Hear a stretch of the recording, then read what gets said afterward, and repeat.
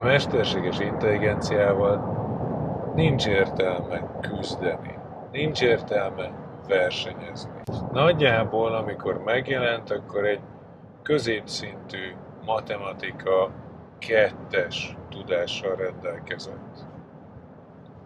Tavaly nyáron pedig a matematika olimpiai feladatokon aranyminősítést ért el. Kína nyílt lapokkal játszik. Hello! Na képzeld el, az a nagy helyzet, hogy AI fronton már nagyon régen csináltam videót. Egyrészt borzasztó érdekes az egész helyzet, ami most a mesterséges intelligencia fronton zajlik, és azt gondolom, hogy nagyobb változások vannak most, mint az elmúlt időszakban. Ez köszönhető annak, hogy a technológia egyre gyorsabban fejlődik, köszönhető annak, hogy egyre több lehetőség van ugye a gépekben, eszközökben, mindenben, és hát egyre több tapasztalat gyűlt össze az elmúlt időszakból. 2022. november vége, ez már ugye, ha jól számolunk, akkor lassan 4 éve történt. És ez alatt az idő alatt nagyjából a teljesen ostoba rendszertől eljutottunk oda, hogy ezek abszolút jól használható eszközökké váltak. És ez a nagyon érdekes, hogy sokan vannak, akik ezt az egészet úgy nagyjából egy legyintéssel lesöpörték, mert kipróbálták a ChatGPT-t valamikor 2022 karácsonyán, és azt mondták, hogy ez egy ostoba dolog, semmit se tud, és teljesen joggal mondták ezt egyébként, és aztán utána azt mondták, hogy nem érdekes. Pedig ez alatt az idő alatt elképesztő fejlődésen ment át ez a rendszer. Nem csak a ChatGPT-en, az összes többi is. A ChatGPT esetében, de akár a Gemini-t, vagy akkor még Bardnak nevezték, nagyon érdekes azt látni, azzal szoktam szimbolizálni, hogy megmutatni, hogy micsoda fejlődés van, hogy nagyjából, amikor megjelent, akkor egy középszintű matematika 2-es tudással rendelkezett. Tavaly nyáron pedig a matematika olimpiai feladatokon aranyminősítést ért el. Most aki ilyen rövid idő alatt fel tud készíteni bárkit is, az szóljon, jelentkezzen a kommentben. De praktikus módon nem erről van szó, arról van szó, hogy egy olyan eszköz, ami 0-24-ben tud fejlődni.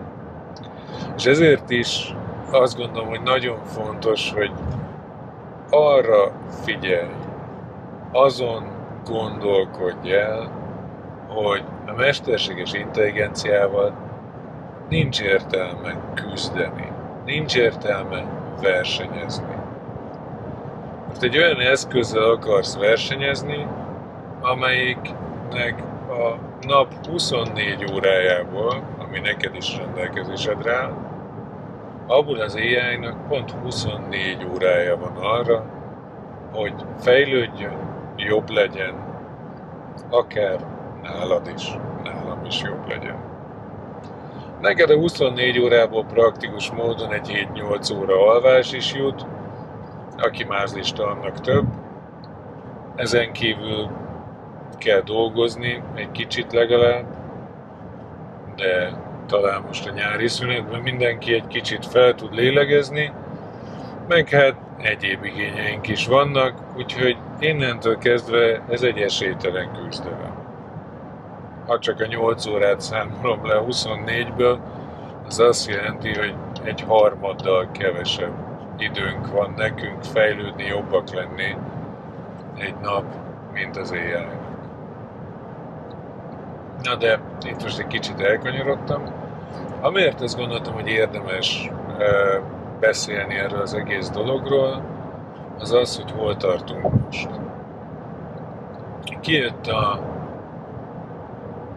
Claude-nak, az Anthropic modelljének a legújabb változata, a Fable 5, ami a Mythosnak nevezett modellnek, ami állítólag a világ legjobb modellje, de csak az Anthropicnál látta valaha valaki. Ennek a kicsit lebutított változata, de mindenki szerint a világ egyik legjobb modellje. Aztán kijött, aztán 5 napra rá körülbelül azt mondta az amerikai kormányzat, hogy nincs tovább, ezt most innentől kezdve csak amerikai állampolgárok érhetik el, és beszüntetjük a dolgot. Aztán utána újra elérhetővé tették. Amíg ezzel játszadoztak, addig a ChatGPT kihozta az 5.6-os modelljét. Az 5.6-os modell pedig majdnem olyan jó, mint a Fable 5. Aztán közben kijött a Claude-nak a Sonnetből, a gyengébbik verzióból is az 5-ös változat, és így tovább. De igazából ne ezeket a modellneveket jegyezd meg, mert lehet, hogy mikor megnézed ezt a videót, addigra már ezek a modellek régen elmúltak, régen idejét múltá váltak. Hanem azt lásd, hogy mi történik, van a ChatGPT, van a Claude, és ezek egyszer az egyik jobb, egyszer a másik jobb. Nincs olyan, hogy a legjobb. Jó? Ez az első dolog, ami nagyon fontos. A második dolog az az, hogy nagyon sokan idáig látnak csak. És nem néznek a másik irányba. A másik irány alatt azt értem, hogy keletre, mégpedig Kína felé. Mert hogy ugye úgy néz ki ez az egész helyzet, hogy van a nyugati világ, itt vannak az amerikai modellek, és van a keleti világ, itt vannak a kínai modellek. Na most ezek a kínai modellek, ezek hasonlóan gyorsan fejlődnek. Vannak ilyen egymásra mutogatások, hogy ki tanul kitől, meg hogy van, meg és a többi. Meg az amerikai modellek közé is most a Grokot nem említettem, meg még lehetett volna sok. Ami a lényeg, hogy el kell kezdeni Kína felé is kacsingatni. Mindig el szoktam mondani, hogy a kínai modellekkel kapcsolatban fontos tudnunk, Kína nyílt lapokkal játszik, a kínai szerveren futó megoldások azok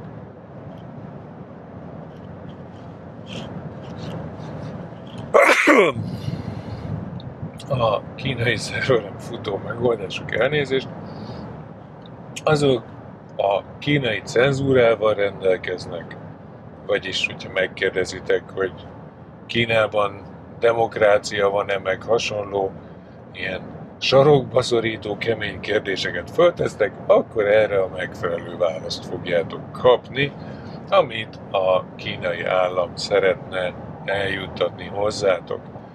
És nincs ezzel semmi gond, hiszen mégiscsak kínaiak, és Kínában elmondják, hogy hogy van.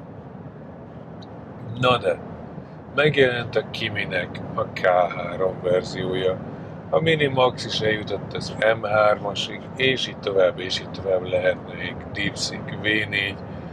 Megint csak ne a modell neveket jegyezd meg. Ne azon gondolj, hogy hogy volt, azt mondta a Balázs, hogy a DeepSeeknek nem tök mindegy. DeepSeek, Kimi, Minimax, és így tovább. Qwen, és nem mindegyiket így kell mondani helyesen kínaiul. Ezek a modellek, ezek ott vannak a kanyarban, vagy néha már akár jobbak is, mint az amerikai fizetős modellek. És azért kell, meg jó, hogyha ezt tudod. Mert ahogyan, amikor beülsz egy autóba, amit én is teszek, általában egy tudatos döntést hoz az ember, vagy az ára miatt, vagy a minősége miatt, hogy milyen autóba szeretne beülni.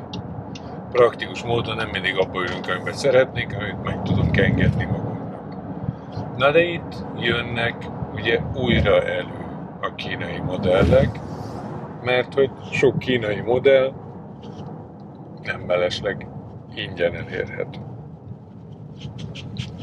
Persze mondjuk a Claude, az Anthropic például most ad 1 évre ingyenes hozzáférés tanároknak, amennyiben Amerikában élnek, tehát ez is egy lehetőség, hogy valaki amerikai tanárnak átszázza magát, és ingyen lesz Claude előfizetés 1 évig, de ezt nem mindannyian tudjuk megtenni. A mondani valónak, hogy ennek a videónak, amit szeretném, hogy magaddal vigyél, az a következő. Nyitott szemmel kell járni. És nem csak azért, hogy itt a kereszteződésen átjussak, nézek jobbra is, balra is, de ugyanígy nektek is, neked is, mindenkinek, aki AI-jal foglalkozik, vagy igazából bármivel foglalkozik, onnantól kezdve AI-jal is fog foglalkozni, jobbra is és balra is kell nézni. És a jobbra-balra nézés azért nagyon fontos, mert nem csak Amerika létezik. Kína is létezik. De a döntést, hogy mit használsz, azt neked tudatosan kell meghoznod. És hogyha ez a döntés megszületett, tök jó, akkor utána használd. És akár nézz rá újra, és hozz egy változtatott döntést. Mert úgy érzed, hogy most már nem az a legjobb. Vagy az is lehet, hogy valami olyan dolog történik, ami miatt a döntésedet megváltoztatod, mert a cég vagy az adott háttér olyan, amivel esetleg nem értesz egyet. Ilyen volt, amikor ugye az Anthropic kihátrált a Pentagonnal való együttműködésre, amikor Dario Amodei azt mondta, hogy 2 dolog van, ami miatt nem vagyok hajlandó együttműködni az Amerika, vagy amiben nem vagyok hajlandó együttműködni. Az egyik a tömeges megfigyelés, a másik pedig a teljesen autonóm fegyvereknek a fejlesztése. És akkor erre azt mondta az OpenAI, hogy mi itt vagyunk, hello, azt innentől kezdve ők bekopogtak, elmentek. Mi történt? Az OpenAI elveszített egy csomó előfizetést, az Anthropic nyert egy csomót. Nem mondom, hogy az OpenAI-tól most innentől kezdve mindenkinek fel kell mondani minden szerződését, de egy csomó aspektus van, egy csomó olyan gondolat van, egy csomó olyan érv lehet, ami a te számodra fontos, és ami alapján ezt a döntést meg tudod hozni.